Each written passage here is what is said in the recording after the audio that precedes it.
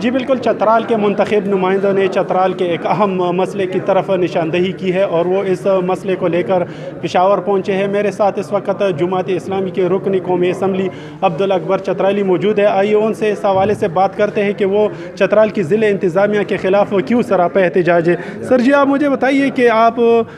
نے ایک بہت بڑے اہم مسئلے کی نشاندہی کی ہے، تو آپ اس حوالے سے کیا کہیں گے اور چترال کی جو ضلع انتظامیہ نے انہوں نے ایسا کیا کام کیا ہے؟ دیکھیں جی،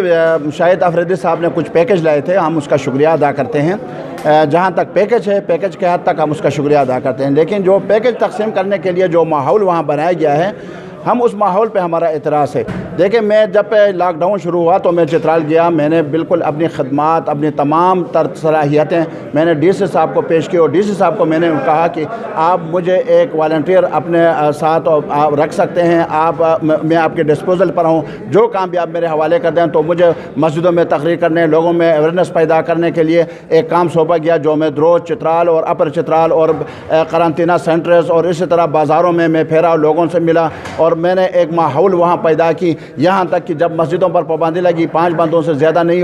ہوں گے وہاں، تو اس پر بھی میں نے کام کیا اور الحمدللہ اس پر بھی ہم کامیاب ہوئے۔ لیکن کل پرسوں جو کمشنر صاحب ہمیں اطلاع دیے بغیر، ایک تو کمشنر صاحب نے یہ غلطی کی منتخب نمائندے اسے نہیں بلائے ہیں، ہمیں اعتماد میں نہیں لیا ہے۔ دوسرا یہ ہے کہ وہاں جو پریڈ گراؤنڈ ہے، پریڈ گراؤنڈ میں انہوں نے یعنی جلسے عام کے شکل میں ہزاروں کے تعداد میں، یعنی 600-700 تو اس میں وہ مستحقین تھے، باقی جو انتظامیہ اور دوسرے لوگ اس میں آ گئے تھے، اور جو خواتین، بیوہ خواتین اور یتیم بچے جن کے نام نہیں لکھے گئے تھے وہ بھی آئے تھے، وہ بھی محروم چلے گئے ہیں، رو کر چلے گئے ہیں۔ تو اس میں دفعہ 144/6 لگائے ہیں چترال میں۔ وہ یہ ہے کہ 5 سے زیادہ بندے ایک جگہ جمع نہیں ہو سکتے۔ اگر ایک آدمی بار بار گھر سے نکل رہا ہے تو پولیس ان سے بھی پوچھ سکتی ہے، دست اندازی پولیس ہے کہ آپ بار بار کیوں گھر سے باہر نکلے، وہ وجہ بتائے گا۔ اگر وجہ صحیح طریقے سے نہیں بتایا تو ان کو بھی ان کے خلاف بھی FIR درج ہوگا، اور انہوں نے 400-500 FIR درج بھی کیے ہیں۔ لیکن میں حیران ہوں کہ قانون کے رکھوالے، قانون کو نافذ کرنے والے لوگ،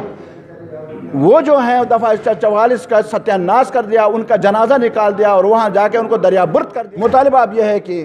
کمشنر ملاکنڈ ڈویژن اور ڈپٹی کمشنر چترال نوید احمد اور محسود صاحب کو فوری طور پر اپنے عہدوں سے معطل کر کے ان کے خلاف جوڈیشل انکوائری کرائی جائے، اور وہاں جو ہے جمعے کی رات اور اس وبا کے دوران وہاں میوزک کا انتظام انہوں نے کیا ہے، عیاشی کی ہے، اور ان سے